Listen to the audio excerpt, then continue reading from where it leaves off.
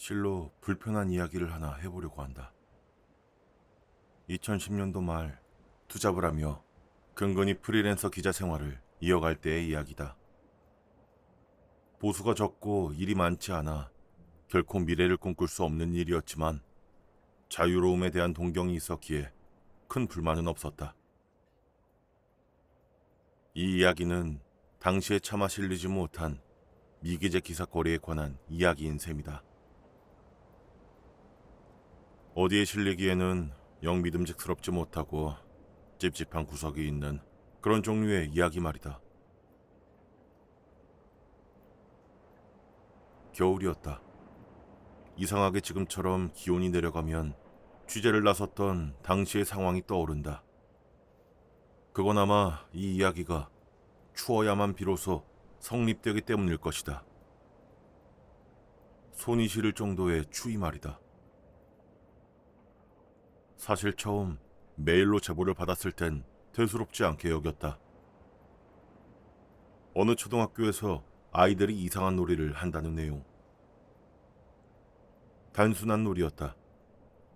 겨울철만 되면 아이들이 찬물로 손을 씻고 그대로 창문 밖으로 손을 내밀어 바람결에 손을 말린다는 놀이. 겨울바람에 시뻘개진 고사리 같은 손들이 창문 밖으로 줄지어져 나와 있는 걸 보고는 초임교사가 기겁해서 제보했다고 한다. 하지만 아이들이 하는 놀이치고 이상하지 않은 것이 어디 있단 말인가. 심지어 차로 오랜 시간 들어가야 하는 지방의 외진 산골이었으니 여간 달갑지 않았다. 실린다고 해도 개독이사 한 줄이면 끝날 일이라고 생각했다. 당연히 그런 줄로만 알았다. 남들이 가지 않는 곳들에 가야 하는 이 직업만 아니었다면, 항상 소재의 굶주린 이 일만 아니었다면 아마 평생 갈 일이 없었을 것이다. 이제는 전교생이 40도 채 안 되는 작은 초등학교였다. 저 먼 동네에서 사는 아이들까지 모여야 비로소 유지가 되는 학교. 사람이 많지 않은 곳에 특유의 고요가 있었다. 차에 내려 눈이 반쯤 쌓인 비포장길을 따라 한참을 걸었다. 겨울바람 소리가 너무 또렷해서 귀가 아플 정도였다. 추웠다. 너무도 추웠다. 나중에 알아보니 옛날부터 유독 춥기로 소문난 지역이었다. 이런 환경에서 젖은 손을 내민다라. 걷다 보니 조금 심각성이 느껴졌다. 예전 2000년대 초에 기절놀이라는 것이 전국적으로 유행한 적이 있었다. 아이들이 의도적으로 일시적인 의식 소실을 유도하던 행동들. 그걸 가볍게 부른 이름이었다. 방식이 완전히 통일되어 있진 않았지만 공통점은 분명했다. 모두 뇌로 가는 산소 공급을 인위적으로 방해하는 행위라는 점이다. 가위바위보를 해서 지거나 굳이 기절을 체험해보고 싶거나 왕따와 같이 괴롭힘을 당하는 아이들이 그 대상이 되었다. 숨을 정상적으로 쉬지 못하게 만들거나 특정 신체 부위에 압박을 가해서 의식을 잃게 만드는 행위. 아이들은 잠깐 정신을 잃었다가 깨어난다는 과정이 신기하다는 이유로 이 놀이를 했지만 짧은 시간이라도 산소 공급이 줄면 사람의 뇌는 손상된다. 당시 해당 놀이로 끔찍한 사건들이 연달아 발생했고 사건들이 보도되고 이슈화되면서 유행은 급격하게 사라졌다.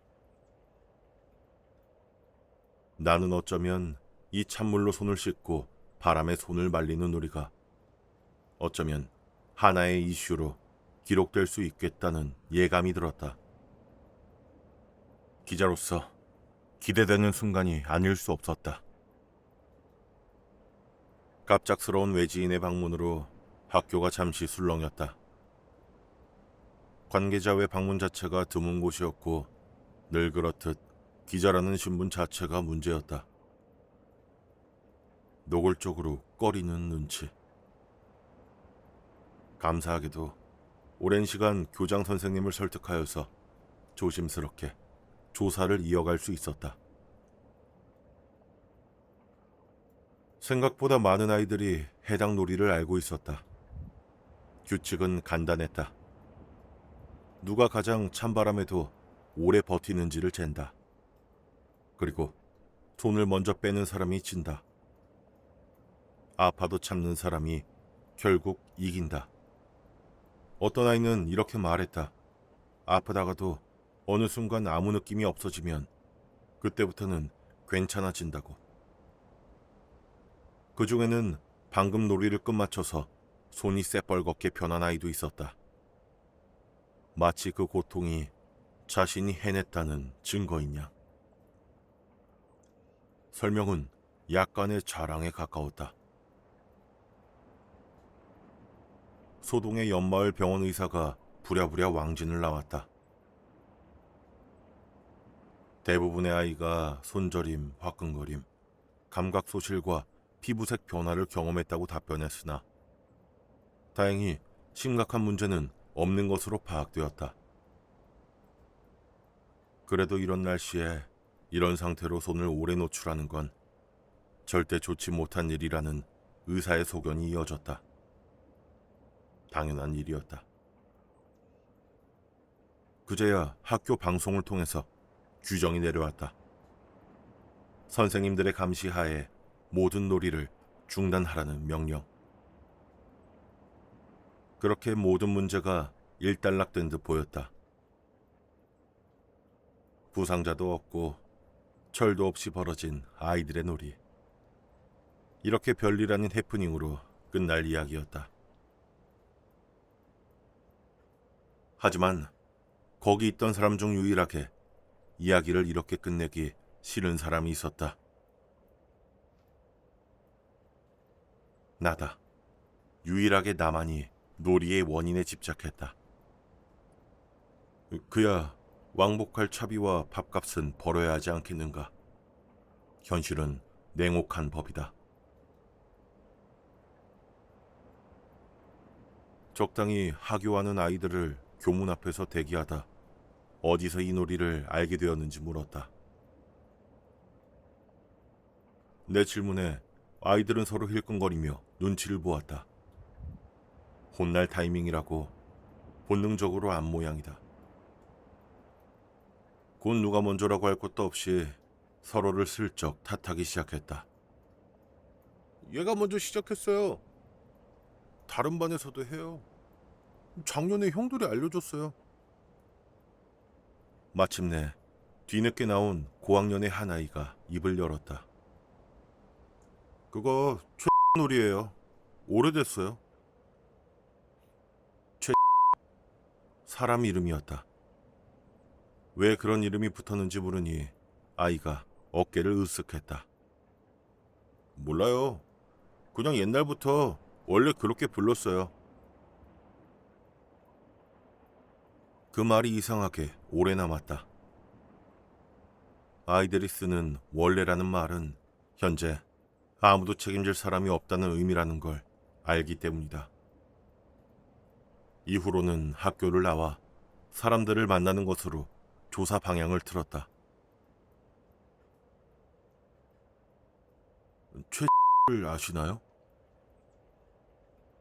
그리고 오래된 추억들을 비로소 들을 수 있었다.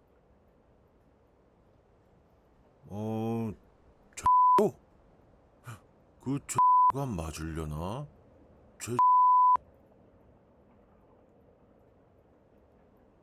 지금부터 말할 이야기는 오래된 이야기다. 일개 기사거리로도 쓰이지 못해 익명을 바탕으로 인터넷에 겨우 끄적이는 이야기. 최대한 여러 사람을 만났다. 일부 정황도 들어맞지 않았다. 공식적인 자료를 바탕으로 조사한 것이 아니며 순전히 자리에서 구도로만 이루어진 조사이기에 증빙할 방법도 없고 당연히 허구로 여겨져도 할 말이 없다.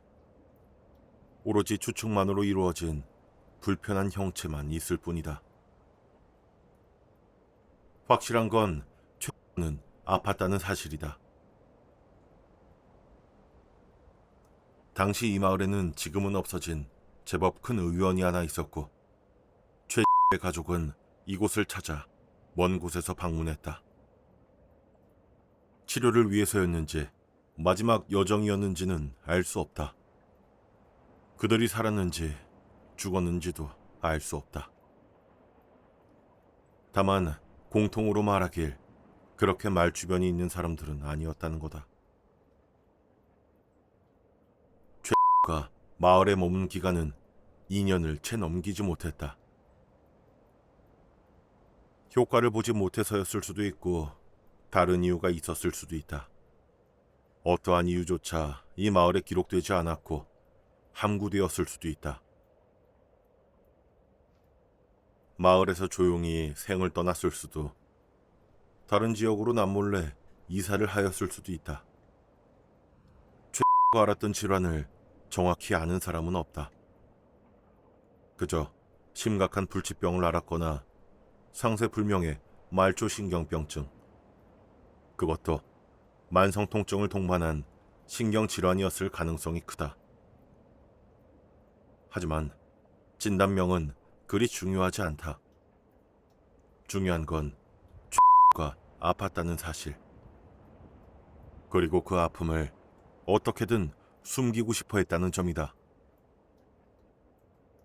겨울철 타지에서 온 X는 전학 후 유난히 창문 근처에 머물렀다. 그리고 찬물로 손을 씻고 물기를 닦지 않은 채 창문 밖으로 손을 내미는 행동을 자주 했다. 누군가 회상하기로는 그 행동이 무서워 보이기도 했고 누군가는 멋있어 보이기도 했다고 말했다. X가 말초신경병증을 앓았다면 사실은 그럴 수밖에 없었을 것이다. 추위에 노출되면 통증 감각이 일시적으로 둔해진다. 그건 한 아이가 아프지 않은 척 할 수 있게 되는 유일한 순간이었을 것이다. 아픈 티를 내지 않기 위해 한 행동은 아이들의 호기심을 받기에 충분했다. 는 시간이 날 때마다 밖에 벌개진 손을 말렸다. 그리고 이걸 놀이라고 우겼다. 는 무시당하고 싶지 않아서 자신의 질환을 놀이 속에 철저히 숨겼다. 이 행동은 다른 지역에서 온 드센 놀이처럼 포장되었고 아이들 사이에서 묘한 존경까지 받게 되었다. 아픔이 관심과 존경으로 바뀐 기적. 는 그렇게 타지의 겨울을 버텼다. 아이들은 손쉽게 행동을 따라했다. 처음엔 호기심이었을 것이다. 정말로 안 아픈지, 정말로 버틸 수 있는지, 그리고 무엇보다 X를 이길 수 있는지.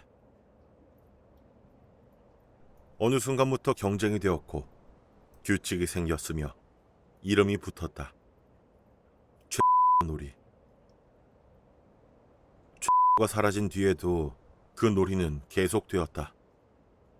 사람은 없어도 이름이 계속해서 남은 것이다. 그러나 미안하게도 이 이야기도 추측이다. 혹자는 X가 말초신경병증이 아닐 거라고 했다. 그냥 불치병을 앓는 불쌍한 시한부 인생이었다고 말이다. 그런데 그 말대로 만약 X가 말초신경병증이 아니었다면 그거대로 퍽 마음이 아파진다.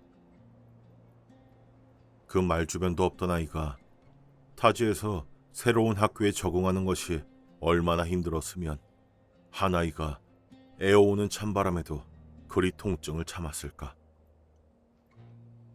혹은 정말로 죽을 병이었기에 자신이 곧 죽는다는 것을 알았기에 연고가 없는 이 땅에서라도 놀이로나마 자신의 이름이 남기를 바랬던 건 아니었을까.